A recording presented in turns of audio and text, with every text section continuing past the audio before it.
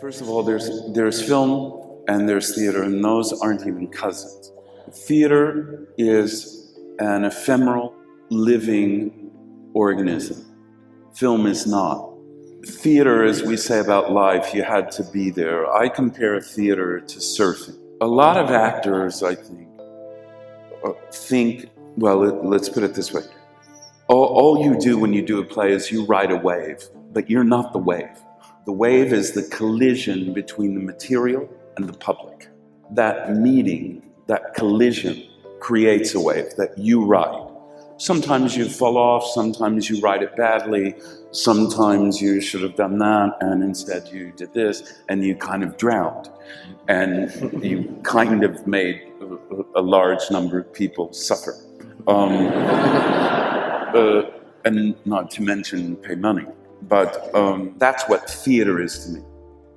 Film to me is a different thing. You only need a few good seconds. You know, some of the great performances in film history are by non-actors. And there's absolutely nothing shameful about that. There's absolutely, I'm not at all saying that good actors or really wonderful actors or great actors can't do great performances in movies. That's not what I'm saying. I'm just saying it's not necessary. Well, because they always say the camera doesn't lie, and I always say that's what it's for. You cannot lie in a play. I mean, don't do a play if you have to lie.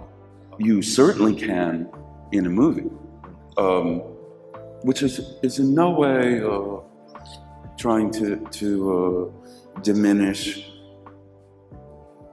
the artistry that it possesses or can possess, et cetera, et cetera. It's not what I'm saying. I'm just saying they're very different forms. Sure. And that's how I view the difference really between film acting has no momentum.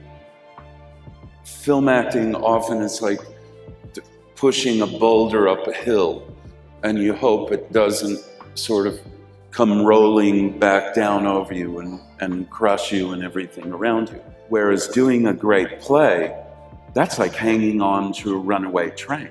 Your job is to hang on while this material whips you around. Yeah, it is difficult. It's difficult to handle the language. You have Denzel had a 13-page monologue. You know, I had a 4-page monologue, and he has a tendency to write monologues that are very rapid, that are like rants. So you got to keep it going, but it's got to be felt. And August, you cannot leave out a word. It's very much like Shakespeare in that sense. You can't leave out an and or a but, or you mess up the whole poetry of the line. And in fact, when you would rehearse with August, if you missed an and or a but, you'd have to go back and do it again. But it's the language that, even though it's very familiar how they talk, it's very familiar to African American language, but there's poetry in it, like Chekhov, like Shakespeare, sort of like Mamet, where the language is written in a style that's heightened because it heightens the tragedy. You know, it's not kitchen sink. All the emotions are really, really big. You know, even though it's a tight space in the backyard, the emotions are very much like Shakespearean in nature. And I think that's why the language really works when it's heightened. Actors feel free when they feel trusted with the material. And so there was, we talked a lot before we shot, but then you felt free to do whatever you wanted. There was no sort of, you didn't feel fit into one chair or one. Everybody was free to do whatever they felt their character would do. I think that's the sign of a great director, is that confidence in the people that you cast and work with, that their instincts, if you've cast them because they're going to do the thing that's real and authentic. I think what is exciting is when you realize that your fellow actor is entirely prepared, and that whatever preparation has been required has taken place elsewhere. And then if everybody's prepared, then you can start to rock. There is another myth, and it's almost become a kind of way in which people demonstrate their status, which is not to know your lines. The myth is propped up with a particular piece of tosh, and the tosh is, if you learn your lines before going into a rehearsal situation, for instance, you will become imprisoned by intonations, and therefore that is a discourtesy to your fellow professionals. That's a complete and utter myth made up by people who didn't want to do their homework. That's it. But it's entered the language and it's become refined over the years.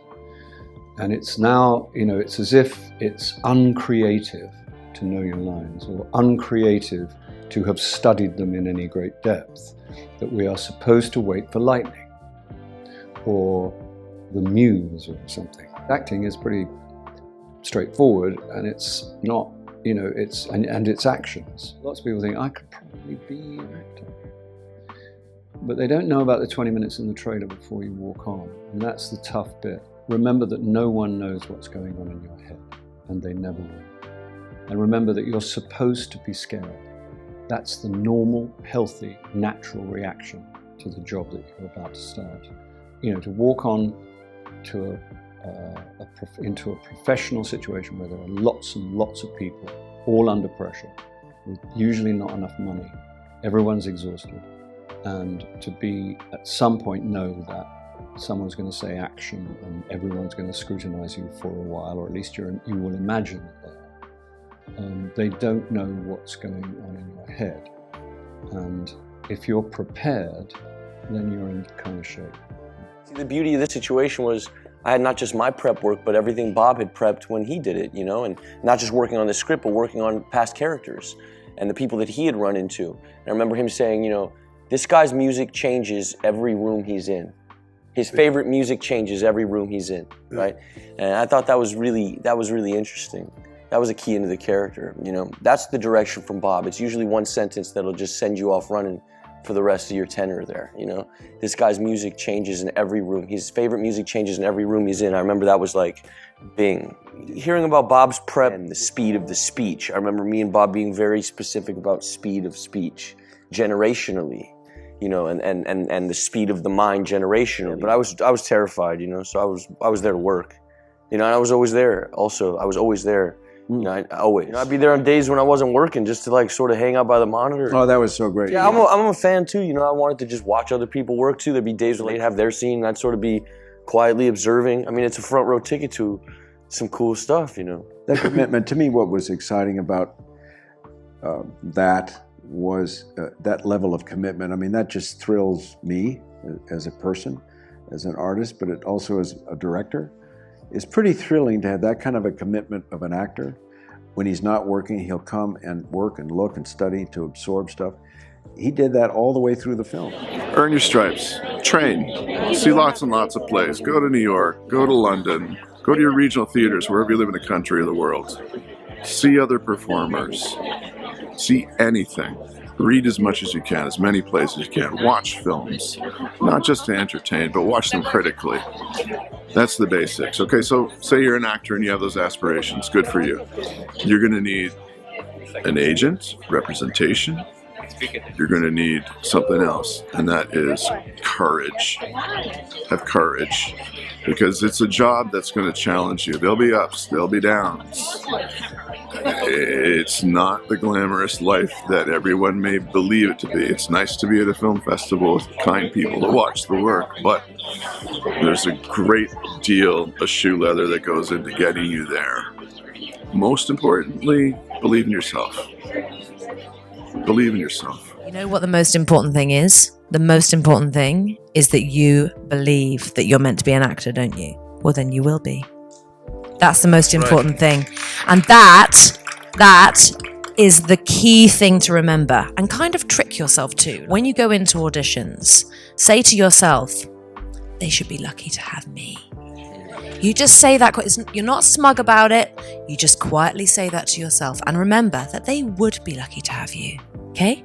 That's what you remember. It's also a good thing, rejection, because it does teach you how to get that little bit stronger and just know that, well, that was an experience and you'll just move on and you learn from it and take things from those moments, you know? I think as well, just have fun, you know?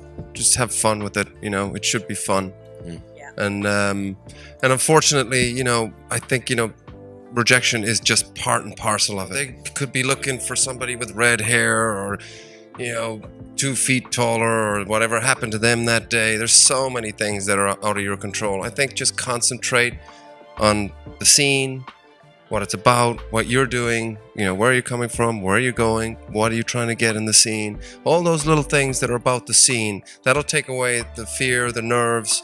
Concentrating, okay, where have I just come from? Have I come from the store? Did I buy an ice cream on the way to this place before I arrived? How does this person in the room that I'm doing the scene with make me feel? What do I want from them? How do I go about getting what I want from them? All those things will take away all the sort of nerves and the fear. And then you just do your thing. And as long as you do your thing and enjoy it, then you've done your job. Then they'll be picking you for whatever reasons they will be or not. But you've done your thing, so. The best advice for fellow actors is this: know what your job is. About 18 years ago, I had this cognition that I realized I was going into auditions trying to get a job. And that simply wasn't what I was doing. It wasn't what I'm supposed to be doing. An actor is supposed to create a compelling, interesting character that serves the text. You present it in the environment where your audition happens, and then you walk away, and that's it. Everything else is out of your control, so don't even think of it. Don't focus on that. You're not going there to get a job. You're going there to present what you do. You act, and there it is. You walk away, and there's power in that. There's confidence in that. And it's also saying, I can only do so much. And then the decision of who might get a job is so out of your control that it really, when you analyze it, it makes no sense to hold on to that. That, to me, was a breakthrough. And once I adapted that philosophy, I never looked back. And I've never been busier in my life than once I grabbed onto that. That's it. Good luck.